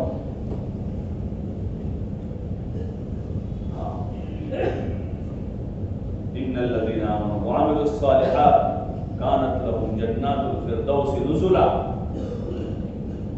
ایمان اور عمل صالح پر ہے کہ جنت فردوس میں اللہ پاک ان کی مہمان نوازی کرے گا، وہاں ان کو ٹھکانہ دے گا۔ جیسے آگے میں فلاں ہوٹل میں ان کو دعوت دی ہے، فلاں ہال میں بلایا ہے، پھر اس کی کیٹیگری ہوتی ہے، یہ اس کیٹیگری کی ہے، یہ اس کیٹیگری کی ہے، 5 اسٹار ہے اور 7 اسٹار ہے اور یہ فلاں اسٹار ہے، وہ دیکھ کہ بھائی اتنی بڑی ہوٹل میں ان کا اکرام کیا جا رہا ہے، دنیا کی سب سے بڑی ہوٹل میں ان کو بلایا جا رہا ہے. مکہ مدینہ لوگ آج کل جاتے ہیں تو تفاخر اس پر کرتے ہیں، ہم تو فلاں جگہ ٹھہرے، فلاں ہوٹل میں ٹھہرے تھے، فلاں ہوٹل، اس پر تفاخر ہونے لگا. پہلے تفاخر بھائی ہم نے ثواب زیادہ کیے ہیں. فخر کی چیز تو یہ ہے کہ آدمی وہاں جا کر عبادت زیادہ کرے، اللہ کا قرب حاصل کرے. پہلے جانے والے یہ اس فکر میں نہیں ہوتے تھے، سب تو ساتھ میں لے لیا اور چلے. تو قیام کیا ہوگا کہ بھائی اللہ کے گھر جا رہے ہیں، وہاں مہمان بنیں گے اللہ کے، تو کہیں کمر ٹیکنے کی 2-4 گھنٹے موقع مل گیا تو وہاں آرام کیا، باقی اپنے کام میں لگ گئے. اس وقت کا معیار یہ ہے لوگوں کے حج عمرے کا کہ ہم فلاں ہوٹل میں ٹھہرے، فلاں ہوٹل میں ٹھہرے. یہ تو کام کی جگہ ہے دنیا. ہاں یہ فخر کی چیز انسان کے لیے ہوگی کہ ٹھکانہ جنت عدن میں ہے، کہ ٹھکانہ جنت الفردوس میں ہے، کہ میدان محشر میں عرش کے سائے کے نیچے، میدان محشر میں نور کے منبروں پر ہے، کہ ان کا حشر انبیاء اور شہداء کے ساتھ ہو رہا ہے، کہ ان کا حشر جو ہے اللہ کے نیک بندوں کے ساتھ ہوگا. یہ آدمی کے لیے فخر کی چیز ہے کہ ان کی قبر جو ہے جنت کا باغ بن چکی ہے، ان کے قبر میں جنت کی کھڑکی کھل چکی ہے. یہ فخر کی چیز ہے. باقی یہاں تو فقیر جو ہے وہ سب سے زیادہ سکون کی نیند سوتا ہے آسمان کی چھت کے نیچے، کسی کے ہوٹلے پر، ریلوے کے پلیٹ فارم پر. وہ ٹرینیں جا رہی ہے، پبلک آ رہی ہے، لیکن اٹھ کے نہیں دے رہا. اور وہاں گھر کے بند کمرے میں سویا ہوا آدمی جو ہے، وہاں باہر کسی کی بائک آتی ہے تو یہ اٹھ جاتا ہے کہ بھائی وہ باہر ہارن بجاتے اٹھ گیا ہے. ارے بتائیں، تو سونے کے لیے تو کوئی جگہ پر آدمی جا کے اپنی کمر سیدھی کر سکتا ہے. یہ ضرورتیں، ان ضرورتوں میں الجھ کر اپنے آخرت کو بھولنے والے جو ہیں وہی سب سے بڑے نادان ہیں. یہاں کی ان سہولتوں کو اگر آدمی آخرت کے لیے استعمال کر لیتا ہے، ان سہولتوں کو آدمی آخرت کے لیے استعمال کر لے، یہاں کی راحت کو، یہاں کے مال کو، یہاں کی طاقت کو، عمر کو، زندگی کو، کہ آدمی آخرت کے لیے استعمال کر رہا ہے. یہی قارون کو اللہ نے نصیحت کی، وَابْتَغِ فِيمَا آتَاكَ اللَّهُ الدَّارَ الْآخِرَةَ وَلَا تَنْسَ نَصِيبَكَ مِنَ الدُّنْيَا. کہ وہ جو اللہ نے تجھے دیا ہوا ہے اس سے آخرت بنا لے. یہ آخرت بنانے کے لیے دنیا ہے. دنیا بنانے کے لیے نہیں، دنیا آخرت بنانے کے لیے کہ اس سے ہم اپنی آخرت اچھی بنا لیں. اور ان چیزوں پر فخر آدمی کر رہا ہو، ان چیزوں پر آدمی کو فخر ہو. باقی فخر کی چیزیں یہ نہیں کہ آدمی اپنی دولت پر، اپنے مال پر، اپنے اچھے کھانے پر فخر کر رہا ہے. بڑی ہوٹل میں جا کے آدمی ناشتہ کرتا ہے، فخر کی چیز ہے. یہ تو حماقت ہے، بے وقوفی آدمی کی ہے کہ جو ناشتہ 15 روپے میں ہو جاتا ہے وہ 1500 میں جا کے کر رہا ہے. اس سے بڑا کوئی بے وقوف ہوگا؟ بھائی جو ناشتہ 15 روپے میں یہاں مل جاتا ہو، وہ ناشتہ آدمی 10-15-20 کلومیٹر سفر کر کے جا کے 1500 کا بل چکا کر ناشتہ کر کے آتا ہے اور پھر فخر کرتا ہے کہ فلاں ہوٹل میں ہم تو کھانا کھاتے ہیں، ہمارا گروپ ہے وہ فلاں ہوٹل میں جاتا ہے. یہ اپنی حماقت ہے، اور پھر اوپر سے اپنی حماقت پر مہر لگاتا ہے. یہ عقل مندی نہیں ہے. جب ایمانی فراست اندر سے جاتی ہے، ایمان کی بصیرت کھل جاتی ہے، پھر آدمی الٹے ہی کام کرتا ہے. اس لیے کہا جا رہا ہے ہم سب سے کہ ہم اپنے ایمان پر محنت کریں، اپنے ایمان کو ترقی دیں. اور ایمان پر محنت ایمان کے ماحول میں ہوتی ہے، گھر کے ماحول میں نہیں ہوتی. گھر کے ماحول میں تو چیزوں پر ہی محنت ہے، پوری محنت چیزوں پر ہے اور پورے مذاکرے چیزوں کے ہیں. گھر میں جاؤ، دکان میں، مارکیٹ میں، دوستوں کی محفلوں، مجلسوں میں، جہاں جاؤ وہی ہے. اس لیے اسی کا اثر مسجدوں پر ہے. مسجد میں بھی جب دو تین آدمی بیٹھتے ادھر ادھر تو باتیں وہی آ جاتی ہے کہ وہی سارا اثر یہاں ہے. اس لیے مسجد سے محنت کو شروع کیا گیا اور حضور علیہ السلام نے اس کو شروع کیا.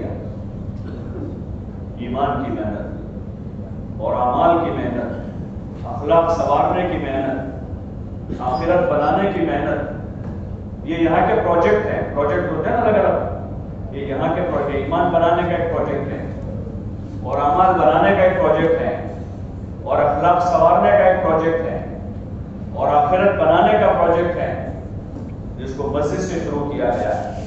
حضور علیہ السلام نے اپنی مسجد سے شروعات کی اور پھر اس کو بازار تک پہنچایا، اور ایسا پہنچایا کہ علی رضی اللہ عنہ فرماتے تھے کہ ہمارے بازار بھی مسجدوں جیسے تھے. یعنی جیسے مسجد میں لغویات اور لایانی اور جھوٹ نہیں، ایسے ہمارے بازار میں کوئی چیزیں نہیں تھی. کہ وہاں بازار میں بھی اللہ کا ذکر تھا، بازار میں بھی اللہ کی یاد تھی، بازار میں بھی امر بالمعروف اور نہی عن المنکر تھا، بازار میں وہاں سچائی، امانتداری، دیانتداری تھی. اسی پر اللہ تعالیٰ فرمائے کہ ہمارے بازار بھی مسجدوں جیسے تھے. وہ بازار والوں کا اللہ نے قرآن میں ذکر کیا، رجال لا تلہیہم تجارۃ ولا بیع عن ذکر اللہ وإقام الصلاۃ وإیتاء الزکاۃ. یہ ایسے مرد ہیں لا تلہیہم تجارۃ ولا بیع عن ذکر اللہ، کہ ان کو ان کی تجارت اور ان کا خرید و فروخت اللہ کی یاد سے غافل نہیں کرتا.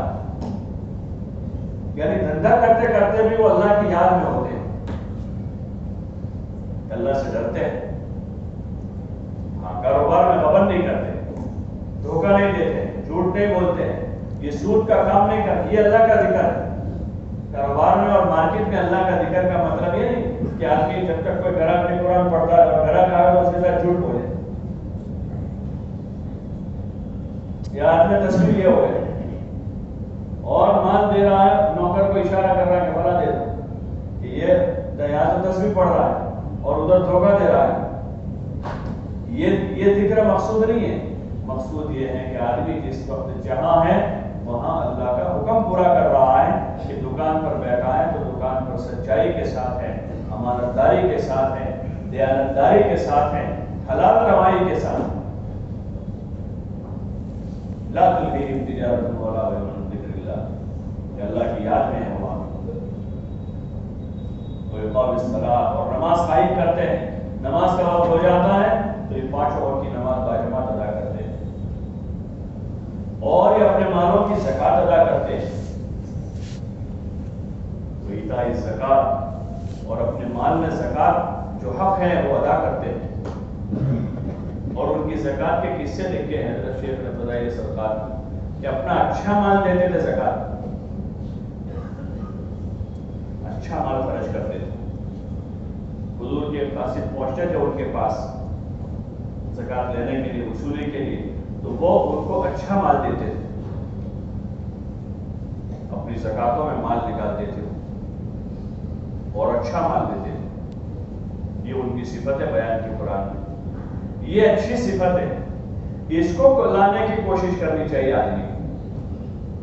یہ دکان پر بیٹھ کر آدمی سچا ہے، امانتدار ہے، دیانتدار ہے. اپنے بیٹے کی اس پر آدمی تعریف کرے کہ میرا بیٹا سچا ہے، جھوٹ نہیں بولتا. اپنے نوکر کی آدمی اس پر تعریف کرے کہ نوکر سچا ہے ہمارا. آدمی اس پر کہ بہت محبوب ہے، بہت وفادار ہے ہمارا، لیکن گراہکوں کے ساتھ بہت بغل کرتا ہے تو اس پر خوش ہے، اس پر تعریف ہو رہی. حالانکہ وہ اس کی بری صفت ہے، وہ تو خیانت کرتا ہے. چاہے ہمارا دکاندار کا وفادار ہے لیکن گراہکوں کا خائن ہے، یہ تو بیڑا غرق کرے گا. اللہ کے وہاں پوچھ ہوگی. اس کی تعریف تو اس پر ہو کہ نمازی ہے، 5 وقت کا نمازی ہے اور سچا ہے، امانتدار ہے، دیانتدار ہے. یہ وہاں کا دین ہے، وہ یہ ایمان کا خاصہ ہے. جب ایمان بنے گا تو پھر آدمی اپنے معاملات میں جو ہے وہ سیدھا اترے گا، خیانت نہیں کرے گا، گڑبڑ نہیں کرے گا. مال کا حریص اور لالچی بن کر آدمی جھوٹ نہیں بولے گا. مال کا حریص اور لالچی بن کر آدمی کسی کا حق نہیں دبائے گا. اس کا ایمان رہبری کرے گا. ایمانی بصیرت یہ سمجھائے گی کہ یہ مناسب نہیں ہے، اس میں برکت نہیں ہوگی، یہ میرا نہیں ہے، یہ میرا مال نہیں ہے، یہ جس کا ہے اس کو دینا ہے. چاہے 4 آنا ہو یا 4 کروڑ روپے ہو، وہ دونوں برابر. خیانت کے ساتھ نہیں لینا ہے، جھوٹ کے ساتھ نہیں لینا ہے، دھوکے کے ساتھ نہیں لینا ہے، سود کے ساتھ نہیں لینا ہے. کہ معمولی سود کی رقم جو ہے وہ اپنی ماں سے زنا کرنے کے اس سے بری ہے. کون پسند کرے گا اپنی ماں سے زنا کرنے؟ کتنا برا فعل ہے وہ. آدمی غریب رہنا پسند کر لے گا. مارکیٹ میں باتیں ہوگی کوئی غریب ہوگا کوئی حرج نہیں، اس سے آدمی نہیں گھبرائے گا. لیکن آدمی غلط سے گھبرائے گا کہ غلط نہیں کر سکتے. ایمانی بصیرت ہوگی تو آدمی کو رہبری ہوگی، اور اگر وہ نہیں ہوگی تو آدمی اپنی عزت بچانے کے خاطر کہ لوگوں میں کیا باتیں ہوگی بھائی ان کی تو بیڑی ٹوٹ گئی ہے، وہ ٹوٹی ہوئی بیڑی ہے، لیکن اس کو کسی طرح بتانے کے لیے آدمی سودی قرضے لاتا ہے اور شو کرتا ہے. لیکن وہ تو آدمی پخانے کو کتنا بھی چھپاوے، پخانے کو کتنا بھی چھپاوے، اس کی بدبو آئے بغیر رہے گی. ارے بولو نا بھائی،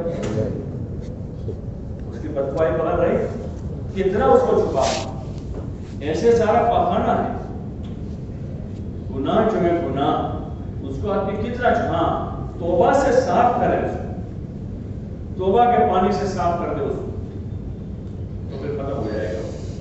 لیکن آدمی گناہ کو چھپانے کے لیے دوسرا گناہ کرے، پھر اس کو چھپانے کے لیے تیسرا کرے، پھر اس کو چھپانے کے لیے چوتھا کرے، تو اس سب کی بدبو پھر ایک ساتھ نکلتی ہے اور آدمی کوڑے کا نہیں رہتا. اللہ پاک اپنے بندے کے عیوب پر پردہ ڈالتا ہے، ایک مدت تک پردہ ڈالتا ہے، موقع دیتا ہے، ستاری کرتا ہے. لیکن جب بہت زیادہ حد سے اوپر ہو جاتا ہے تو پھر اللہ پاک اس کے عیب کو کھولتا ہے. اللہ ہماری سے عبادت فرمائے. اس لیے راستہ ہے ایمان کا راستہ کہ آدمی ایمان کو سیکھیں اور اعمال کو سیکھیں. نماز، روزہ، زکوٰۃ، حج، یہ بنیادی اعمال ہیں اسلام کے. پھر اس کے ساتھ معاملات ہیں، معاشرت ہیں، اخلاق ہیں. ان ساری چیزوں سے پھر آدمی کی زندگی میں حسن پیدا ہوتا ہے اور آدمی کی آخرت اچھی سے اچھی بنتی جاتی ہے. جو آخرت اصل ہے، جو باقی رہنے والی ہے، جس کو فنا نہیں، ابدی ہے، ابدی ہے، اس کو فنا نہیں ہے. وہاں کی نعمتیں، وہاں کی راحت، وہاں کی عزت، وہاں کی چیزیں سب ابدی ہیں. کسی چیز کو ختم نہیں ہے، فنا نہیں ہے. وہی ایک مسلمان کا ہدف ہے کہ موت کے بعد کی زندگی میں ہمیں ہمارے اعمال وہاں کام لگ جائے. اس کے لیے آدمی کوشش کرے، اس کے لیے محنت کرے، اس کے لیے اپنے آپ کو قربانی میں آگے بڑھا، پیچھے نہ رہے. بلکہ اللہ کے وعدوں پر یقین کرتے ہوئے اللہ نے دین اور دین کی محنت کرنے والوں کے لیے بڑے بڑے وعدے کیے، چھوٹے چھوٹے نہیں، بڑے وعدے کیے. سب سے بڑا وعدہ اللہ کی مدد کا ہے کہ اللہ مددگار ہے ان لوگوں کا جو اللہ کے دین کے مددگار ہے. اور اللہ نے دعوت دی ہے اپنے بندوں کو دین کا مددگار بننے کی. یا ایھا الذین آمنوا کونوا انصار اللہ. حضرت جی رحمۃ اللہ علیہ فرماتے تھے کہ یہ ہمارے لیے بڑی سعادت کی چیز ہے کہ اللہ ہمیں بلا رہا ہے اپنے دین کی مدد کے واسطے. کوئی بڑی پارٹی آدمی کو اپنے ورکر بنانے کی دعوت دے دے گا، ہمارے پارٹی میں جڑ جائے گا. آدمی لوگوں کو کہتا ہے ہم کو فلاں پارٹی والے کو بلاتے ہیں. کوئی بڑی کمپنی والا اگر کسی کو آفر دیتا ہے تو آدمی 10 جگہ بتاتا ہے فلاں کمپنی نے مجھے بلایا ہے. ارے بھائی فخر کرتا نہیں کرتا؟ تو ہمارے لیے کم فخر کی چیز ہے کہ اللہ کیا کہہ رہا ہے، یا ایھا الذین آمنوا کونوا انصار اللہ. او ایمان والو اللہ کے مددگار بن جاؤ. کون کہہ رہا ہے؟ اللہ کہہ رہا ہے. اس سے بڑی آفر کہاں سے آئی؟ اس سے بڑی آفر کہاں سے آئی کہ اللہ کہہ رہا ہے کونوا انصار اللہ. یہ سب سے بڑی آفر ہے ہمارے لیے، سب سے بڑی آفر ہے. جس نے اس آفر پر لبیک کہہ دیا تو پھر اللہ کی مدد اس کے ساتھ. اللہ کہہ رہا ہے ان تنصروا اللہ ینصرکم، کہ تم دین کے مددگار بنو تو اللہ تمہاری مدد کرے گا. وَيُثَبِّتْ أَقْدَامَكُمْ، اور اللہ تمہارے قدموں کو جما دے گا. تو بڑی آفر ہے یہ اللہ کی طرف سے بہت بڑی آفر ہے. جو اس آفر پر لبیک کہہ دے گا اللہ کی مدد اس کے ساتھ ہوگی. صحابہ نے اللہ کے آفر پر لبیک کہا. کونوا انصار اللہ کی، اور ہر حال میں دین کے مددگار بن گئے. تنگی میں، فراخی میں، دھوپ میں، چھاؤں میں، رات میں، دن میں، جی چاہا تب بھی، جی نہ چاہا تب بھی، حالات سازگار رہے تب بھی اور حالات ناسازگار تھے تب بھی اللہ کے اس آفر کو قبول کر لیا اور دین کے مددگار بن کر رہے. یہاں تک کہ ان کے قصے ہیں بتائی کرنے کے حکایت صحابہ میں نقل کی ہے ان کے دین کی نصرت کے اور دین کے خاطر مشقتوں کو برداشت کرنے کے ان کے قصے ہیں کہ وہ ہر حال میں دین کے مددگار بن کر رہے ہیں. اپنے آپ کو انہوں نے اللہ کے دین کا مددگار سمجھا کہ ہم اللہ کے دین کے مددگار ہیں. تو میرے پیچھے ہٹ گئی انہوں نے آزار سے گھبرائے نہیں، موسم سے ڈرے نہیں. جو منافق تھے اس زمانے میں جن کے دلوں میں کھوٹ تھی، ماحول کی وجہ سے انہوں نے اسلام قبول کیا اور دلوں کے اندر کھوٹ تھی، تو وہ گھبرا جاتے تھے، پیچھے ہٹ کرتے تھے اور اپنے آزار لاتے تھے.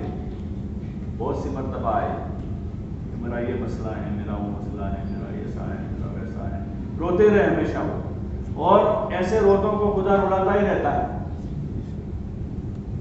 اور جو اللہ کے بندے دین کی نسبت پر قدم بڑھاتے ہیں اللہ کی مدد کے بھروسے پر کہ اللہ مدد کرے گا. کون مدد کرے گا؟ اللہ مدد کرے گا. اس کا مدد کا وعدہ ہے. دنیا میں کوئی آدمی بھروسہ دلا دیتا ہے تو آدمی بھروسہ کر لیتا ہے، حالانکہ روزانہ دھوکہ کھاتا ہے لیکن پھر بھی بھروسہ کرتا ہے. اور اللہ پر بھروسہ کرنے والے کو آج تک دھوکہ نہیں ہوا، کیونکہ اللہ سے زیادہ اپنے وعدے میں سچا کوئی نہیں. من اصدق من اللہ قیلا ومن اصدق من اللہ حدیثا، کہ اللہ سے زیادہ سچی بات کرنے والا کوئی نہیں ہو سکتا. اللہ اپنے وعدے میں سچا ہے، اس نے پہلے کیا ہے. پہلے کی اور بڑی بڑی اس کی مددیں آئی، بڑی بڑی مددیں آئی، بڑی بڑی طاقتوں کو اس نے زیر کیا ہے. موسیٰ علیہ السلام کے سامنے فرعون کی بڑی طاقت تھی، اللہ نے اپنی قدرت سے اس کو زیر کر دیا اور موسیٰ علیہ السلام کی مدد کر دی. نوح علیہ السلام کی قوم تھی، اس قوم کو اللہ نے ہلاک کیا اور نوح علیہ السلام کی مدد. ایسے اور نبیوں کے ساتھ اللہ کی مدد ہوئی اور ہر زمانے میں اللہ کی اپنے نیک بندوں کے ساتھ مددوں کا سلسلہ آج بھی جاری ہے. وہ سلسلہ بند نہیں ہوا، وحی کا سلسلہ بند ہو گیا کہ اب قیامت تک وحی نہیں آئے گی، لیکن اس وحی میں یہ خبر ضرور ہے کہ قیامت تک اور قیامت کے دن بھی اللہ مددگار ہے ایمان والوں. اِنَّا لَنَنْصُرُ رُسُلُنَا وَالَّذِينَ آمَنُوا فِي الْحَيَاةِ الدُّنْيَا وَيَوْمَ يَقُومُ الْأَشْهَادُ. اس وحی میں اس کی خبر ہے کہ اللہ مدد کرنے والا ہے نبیوں کی اور ایمان والوں کی، دنیا کی زندگی میں بھی اور قیامت کے دن بھی مدد کرے گا، جس دن سخت مدد کی ضرورت ہوگی. اس لیے اللہ کی مدد پر بھروسہ کرنا، اسی کی مدد کے بھروسے کھڑا ہونا، اپنے بازوؤں کے بھروسے پر نہیں. بازو ساتھ چھوڑ دیتے، پوری ذات ساتھ چھوڑ دیتی ہے، روح قبض ہو جاتی ہے. اپنے مال کے بھروسے پر نہیں کہ موجود مال سے کام نہیں ہوتے ہیں، یہ بات یقینی ہے. بہت سے لوگ اس وقت دنیا میں ہیں جن کے پاس پیسہ خوب ہے لیکن ان کے کام اٹکے ہوئے ہیں، کام نہیں ہو رہے.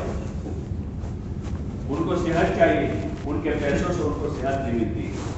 ان کو سکون چاہیے، ان کے پیسوں سے سکون نہیں مل رہا. ان کے پاس ایسے کام اٹکے ہوئے جو ان سے کم طاقتور لوگوں کے ہاتھ میں ہیں، ان کے مقابلے میں کم طاقت والے ہیں، لیکن وہ ان کی وجہ سے ان کے کام اٹکے ہوئے، ان کے مال نہیں ہو رہے. حکومت والوں کے کام اٹکے ہوئے، وہ حکومت کے مالک ہیں لیکن ان کے مسائل، اور ایسا نہیں ہے کہ ان کے مسئلے چھوٹے ہیں، ہمارے مسئلوں کے مقابلے میں بڑے بڑے مسئلے ان کے اٹکے ہوئے ہیں. حالانکہ ان کے پاس حکومت ہے، اقتدار ہے، باوجود اقتدار کے ان کے مسئلے اس لیے اٹکے ہیں کہ اللہ نے ان مسئلوں کو سلجھانے کا فیصلہ نہیں کیا ہے. اس لیے اپنے باتوں پر بھروسہ نہ کریں. اس محنت کا یہ سبق ہے. حضرت مولانا یوسف صاحب رحمۃ اللہ علیہ فرماتے تھے جب آدمی اس کام میں لگے گا اور بولے گا اللہ کی بڑائی اور اس کی عظمت اور اس کی قدرت کو، اور جب اللہ کو بولے گا تو اس کے اندر سے ایک درجے کا یقین اس کا بنے گا اور ایک درجے کا باطل اندر سے نکلے گا.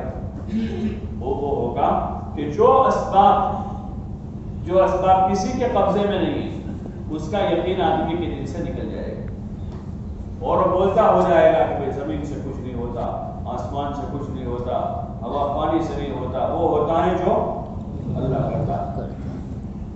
پھر دھیرے دھیرے محنت کرے گا تو پھر ان اسباب کا یقین نکلے گا جو اسباب اس کے قبضے میں نہیں ہے، دوسروں کے قبضے میں. مالداروں کا مال ہے، حکومت والوں کی حکومت ہے، زمین والوں کی زمین جاگیریں ہیں، ان کا یقین دل میں ہے. آدمی بولتا ہے جو ان کے پاس تو پیسہ ہے، ان کے پاس تو حکومت ہے، ان کے پاس تو جاگیر ہیں، اس لیے وہ کرتے ہیں. تو یہ یقین دل سے نکلے گا کہ نہیں بھائی اس سے بھی نہیں ہوتا. لیکن ابھی بھی اللہ کا خیر اندر موجود ہوگا کہ اپنے جو اسباب ہے اس کا یقین اندر ہوتا ہے. میری دکان، میرا مکان، میری جاگیر، میری زمین، یہ یقین اندر موجود ہے. مزید آدمی محنت کرتا جائے گا تو اس کا بھی نکل جائے گا کہ میرے پیسوں سے بھی کچھ نہیں ہوتا، میرے کاروبار سے بھی نہیں ہوتا، اللہ کرتا ہے. کون کرتا ہے؟ اللہ کرتا ہے. میرے کاروبار سے نہیں ہوتا، سیزن سے نہیں ہوتا. ابھی ہم سب سیزنوں میں پھنسے ہوئے ہیں. ابھی ہم سب کس میں پھنسے ہیں؟ بولو نا بھائی، سیزن ہے. ابھی تو یہ مہینہ شادی کا ہے، شادیوں میں سیزن ہوتی ہے، ہمارا کپڑا زیادہ بکتا ہے اور اسی میں ہمارا سال بھر کا خرچہ نکلتا ہے، اسی میں کچھ جمع ہوتا ہے. یہ ابھی پھنسا ہوا ہے مسئلہ ہمارا. مولانا یوسف صاحب رحمۃ اللہ علیہ فرماتے تھے جب آدمی مزید محنت کرے گا تو یہ دل سے نکلے گا. پھر آدمی ہر وقت میں، رات میں، دن میں، گرمی میں، سردی میں، بارش میں، جو بھی ہیں اللہ کا کام کریں گے، دین کے تقاضے پورے کریں گے. لیکن ابھی بھی ایک اور بت باقی رہ جاتا ہے. ابھی بھی ایک بت باقی رہ جاتا ہے. مولانا فرماتے ہیں جو سب سے عقیل میں نکلتا ہے وہ ہوتا ہے میں. کون؟ میں. اصل میں رہوں گا تبھی جماعت چلے گی، میں جاؤں گا تبھی جماعت چلے گی، میں گھر میں رہوں گا تبھی کام ہوں گے. ٹھیک ہے دکان تو بچے سنبھال لیتے ہیں، ہم تو بہت سے ساتھی آتے ہیں بچے، اب دکان تو نوکر بھی ہمارے بہت ایماندار ہیں، دکان کا کوئی مسئلہ نہیں ہے اصل میں. میرا تھوڑا سا رہنا ضروری ہے. یہ جو ہے نا، یہ مولانا فرماتے ہیں یہ سب سے اخیر میں نکلتا ہے، یہ جلدی نہیں نکلتا. میں، اور جب تک یہ نہیں نکلے گا وہاں تک معاملہ کلیئر ہوگا. تو اس لیے ہمیں محنت کرنی ہے کب تک؟ جب تک یہ میں نکل جائے، کچھ باقی نہ رہے، بس اللہ ہی اللہ رہے، کوئی چیز باقی نہ رہے، بس اللہ کرے گا. کیسے کرے گا؟ اپنی قدرت سے کرے گا. ہوتا ہے فوراً سوال، فوراً جب سوال ہوتے ہیں کیسے کرے گا اللہ؟ پہ اللہ کر دے گا، اللہ اچھا کرے گا. کوئی کہتا ہے اللہ ارے کیسے کرے گا؟ کہ ہم جس دنیا میں جی رہے ہیں وہ مادے کی دنیا ہے. آج سے 100 سال پہلے یہ دنیا ایسی نہیں تھی، اتنے اسباب نہیں تھے. اور آج بھی یہ دنیا کا ایک حصہ ہے جو 50 سال 75 سال پیچھے چل رہا ہے بقیہ دنیا سے. تو ان کیا وہی ہے. ابھی ایک جماعت آئی کہ شاید آنند کی جماعت کی ہو، ملاری کام کر کے آئے نا ابھی.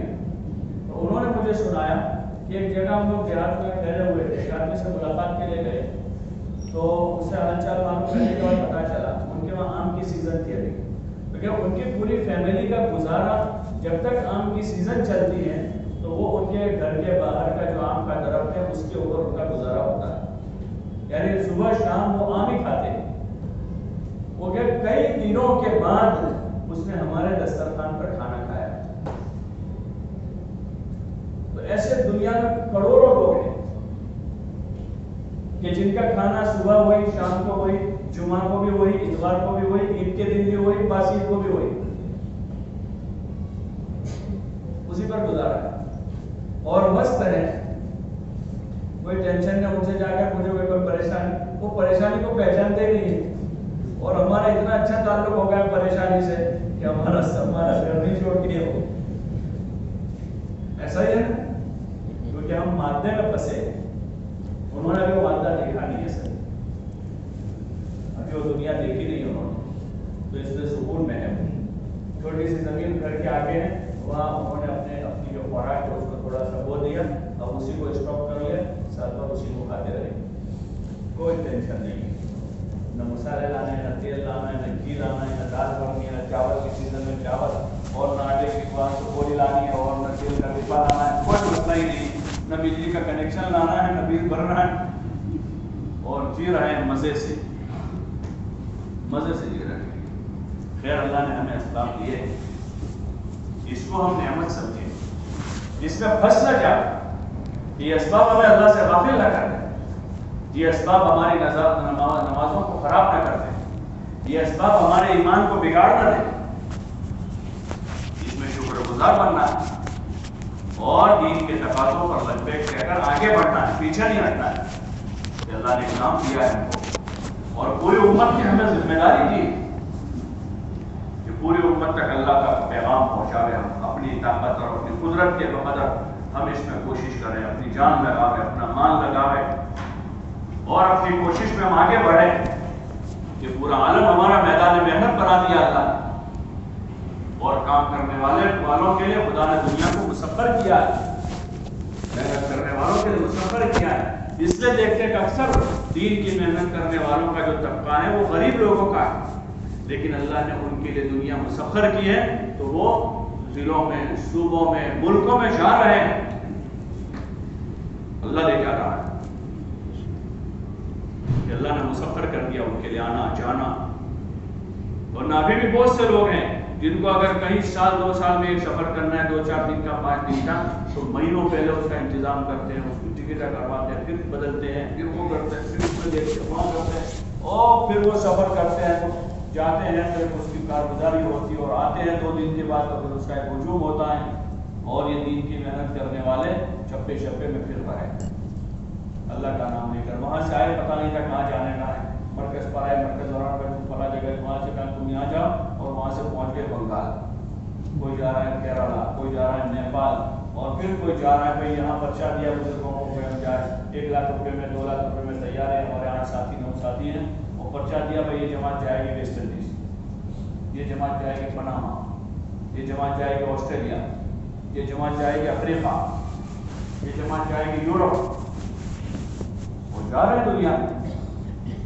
یہ اللہ ہی آسان کر رہا ہے، بندوں کی بس کا نہیں، اللہ کروا رہا ہے، لیکن اللہ کا معاملہ اپنے بندوں کے گمان کے ساتھ، اگر اللہ سے ہمارا اچھا گمان ہے اور امید ہے اور اپنے دل سے ہم سچے ہیں تو پھر اللہ سے اچھا کر دے گا اور دن بدن آگے بڑھائے گا، توفیق دے دے گا، آسانیاں پیدا کرے گا۔ کتنے سارے اتار چڑھاؤ دنیا بھر میں ہو رہے ہیں، دنیا میں کتنے اتھل پاتھل ہو رہے ہیں، کبھی مندی آ رہی ہے، کبھی تیزی آ رہی ہے، کبھی بارش بڑھ رہی ہے، کبھی باڑھ آ رہی ہے، کبھی گرمی بڑھ رہی ہے، کبھی فساد ہو رہے ہیں، کبھی بیماری آ رہی ہے، کبھی وہ ہو رہا ہے، لیکن اللہ کا کام جاری ہے، ارے جاری ہے نہیں جاری، اور کون انسان ہی کر رہا ہے، ارے بولو نا بھائی، پوری دنیا آن لائن ہوئی لیکن تبلیغ آن لائن نہیں ہوئی، ارے وہی کبھی سنا، اللہ کے بھروسے چلنے والی چیز ہے، اللہ کے بندوں نے اس لیے بنیاد ڈالی،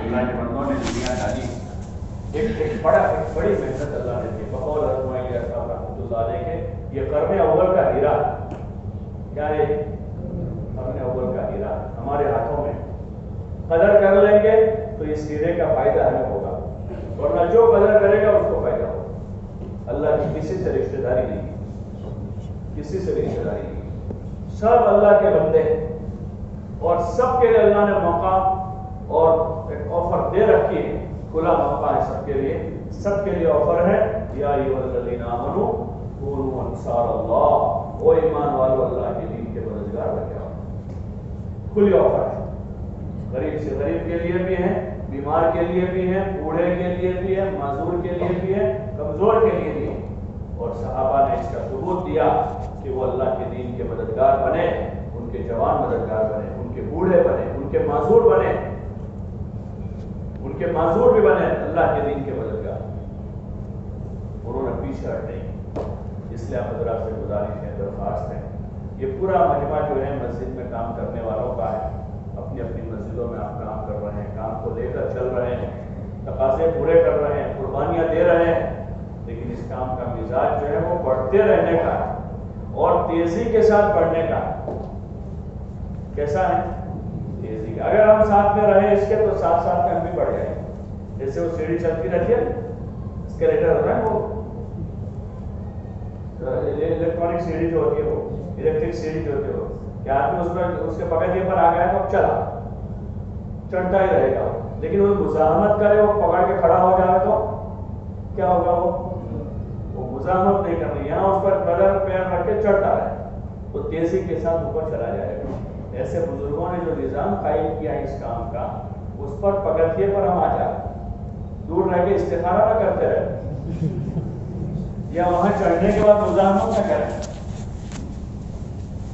ادھر باتیں چڑھ جاتے ہیں۔ آپ ایک بار ایسا 4 مہینے لگائیں گے، آئے پہلی سیڑھی پر پیر رکھا اور تھوڑا سا وہ ٹکرایا سر، تو اب بھی چڑھتا ہے آدمی، تو اور زیادہ آدمی گاڑی میں جانا ہے۔ ہاں، اس کے لیے پھر مشورہ ہے، ایمرجنسی سوئچ ہوتی ہے، ایمرجنسی سوئچ ہوتی ہے، وہ دبا گیا، مشورہ کریں کہ بھئی یہ حالت کیا کریں، تو پھر آدمی کو راہ ملے گی۔ اس لیے آپ حضرات ماشاءاللہ کام میں چل رہے ہیں، کام کو لے کر چل رہے ہیں، تقاضے پورے کر رہے ہیں۔ اس وقت جو تقاضے آپ کے سامنے ہیں، آپ کو پتہ ہے کہ پیچھے 2 سال کے لاک ڈاؤن میں جو ہے بہت سارا ہمارا جو پہلے کا ہمارا ایک لیول تھا، اس لیول سے بھی نیچے۔ شعبان میں آپ کے اتنے بڑے ضلع سے 100-150 مسجدیں ہو گئی، جس میں 5 ہماری 22 جماعتیں سے کروانا ہوئی پچھلے 4 مہینے۔ اگر آپ ایک مسجد کی ایک جماعت لیں تو آپ کی 150-200 جماعتیں تو ویسے چلتے چلتے روانہ ہو جائے۔ ایک مسجد سے ایک جماعت میں 10 آدمی گئے، 200 مکان ہیں، 400 مکان ہیں، 600 مکان ہیں، 700 مکان ہیں، 1000 بالغ مرد ہیں، 800 بالغ مرد ہیں، 600 بالغ مرد ہیں، اس میں سے 12-15 آدمیوں کا نکلنا کوئی بڑی بات ہے؟ بولو نا بھائی، کوئی بڑی بات نہیں، آسان، لیکن ایک اثر ہے، اور اب کام کو لے کر چلنے والا ایک بڑا حملہ ہے۔ ایک زمانہ تھا 20 سال پہلے، 25 سال میں جماعتیں لے کر جانے والے نہیں تھے۔ اب اللہ کا فضل ہے کہ ایک مسجد میں کہیں 10 آدمی ہیں، کہیں 12 آدمی، کہیں 15 آدمی ہیں، سب کو پتہ ہے نا اپنی مسجدوں میں کتنے لے کر جانے والے ہیں۔ بس ایک صحیح رخ دینے کی ضرورت ہوتی ہے، اور صحیح رخ دینے میں سب سے بڑی بنیاد اس کام کی ہے کہ ذمہ دار خود اپنی ذات سے قربانی میں آگے بڑھ جائے۔ اگر قربانی میں ذمہ دار آگے بڑھ گئے تو انشاءاللہ اللہ کی ذات سے امید ہے پیچھے والوں کو زیادہ کہنا نہیں پڑے گا، پیچھے والوں کی تشکیل نہیں کرنی پڑے گی، بلکہ پیچھے والا خود ہی آگے بڑھے۔ یہ اس کام کا مزاج ہے کہ جس ضلع میں، جس حلقے میں، جس مسجد میں اوپر کی سطح کے ذمہ دار خود آگے بڑھ گئے تو پھر پیچھے والے اپنے آپ آگے بڑھتے ہیں اور خوب بڑھتے ہیں۔ اس وقت آپ پورے ضلع کی مسجد کی جماعتوں کے ساتھ ہی آئے ہوئے ہیں، اور آپ کے سامنے تقاضا ہے کہ بعد رمضان آپ کے یہاں سے 4 مہینے کی جماعتیں 8 مئی سے 10 مئی سے 4 مہینے کی جماعتیں بنانے کا طے کیا، 10 مئی سے۔ اور ہمارے اس کام کی جو بنیاد ہے، جو میں نے عرض کیا کہ ہم اپنی ذات کی طرف دیکھیں، اپنی ذات کی طرف، یہ پہلی چیز ہے۔ بزرگوں سے یہی سنا کہ جس نے اپنی تشکیل کرنا سیکھ لیا اس نے تبلیغ سیکھ لی، اپنی طرف دیکھیں۔ بھائی مجھے تو ابھی 6 مہینے ہوئے آئے ہوئے، 7 مہینے ہوئے، 8 مہینے ہوئے، میں نے گزشتہ سال 4 مہینے لگائے تھے، بس ہمیں تو اللہ کے آفر پر لبیک کہنا ہے۔ جس کے آفر پر بولو نا بھائی، اور اللہ کہہ رہا ہے کونوا انصار اللہ، وہ ایمان والو اللہ کے دین کے مددگار بن جاؤ۔ اس وقت ملک بھر سے تقاضے، ضلع والے، تعلقے والے اور قصبوں والے جگہ جگہ سے تقاضے کر رہے ہیں کہ ہمارے جماعتیں بھیجو، ہمارے جماعتیں بھیجو، ہمارے جماعتیں بھیجو۔ تو ان کا تو تقاضا ہے ہی، لیکن ان سے بڑا تقاضا ہمارا اپنا ہے کہ ہمیں راہ خدا میں نکل کر اپنے ایمان کو اس سطح کا بنانا ہے کہ جو ایمان ہمیں اللہ کے 100% عوامر پر، حضور صلی اللہ علیہ وسلم کے مبارک طریقے پر قائم کر دیں، اور اللہ پاک کی طرف سے ملی ہوئی جو ذمہ داری ہے اس ذمہ داری کو پورا کرنے پر ہمیں آمادہ کریں۔ اس کے لیے سب تیار ہے؟ کون کون تیار ہے؟ اس کے لیے کون کون تیار ہے؟ کھڑے ہونا شروع کریں میں 10 میں سے کھڑے ہو جائیں، گھبراویں نہیں، ابھی آپ کے پاس